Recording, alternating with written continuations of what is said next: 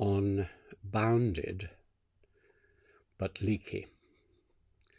This is a phrase which I learnt from one of my deepest friends, Jerry Martin, who was some years older than me, but we worked together very closely for about 15 years, nearly 15 years, before his tragic death.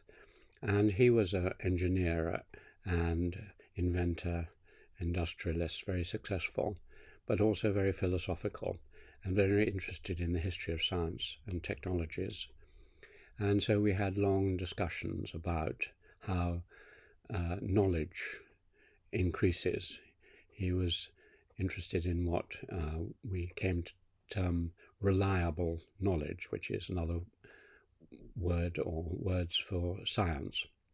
And his theory, I'm not sure how much it was his, where he got it from, was that we create and innovate and progress through a tension between being bounded, that is, setting up boundaries around us as individuals, or as cultures, or as nations, which keeps out too much pressure, outside disturbance, and so on.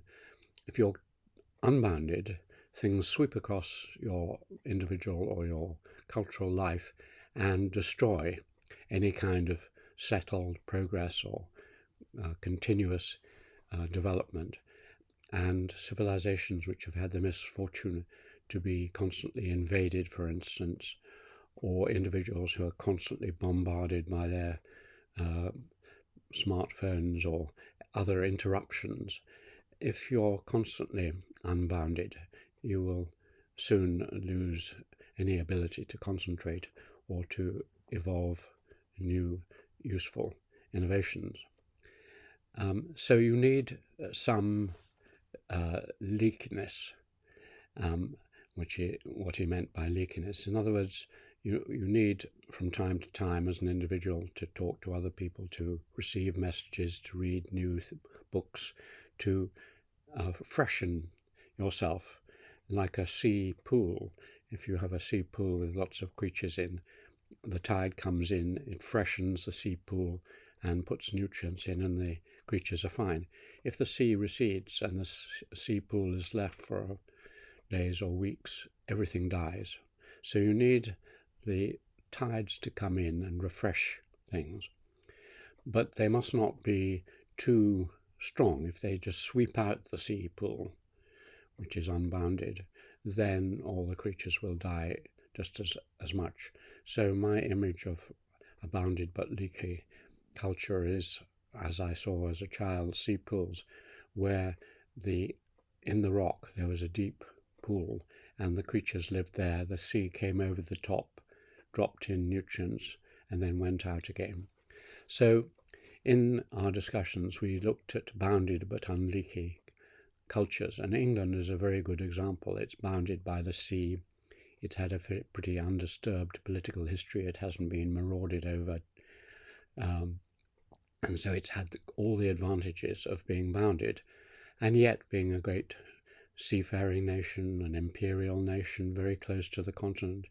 It's had wave after wave of Normans and Dutch and other, and more recently Caribbeans and imperial colonial peoples sweeping in and regenerating it.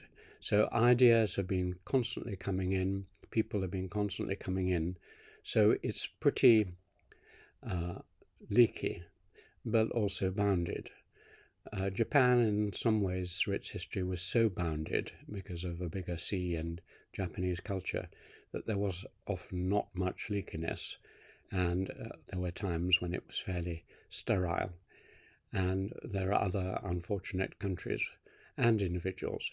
So we ourselves in our lives need to try and be both preserve our boundaries, have the silence, have this separation, turn off our mobile phones, turn off our televisions, concentrate, but then relax, go out, have a drink, meet our friends, read books, watch Al Jazeera or whatever it is, and let in new ideas and information, And it's the tension between those two, which is quite difficult to preserve, that it really makes our lives productive and happy.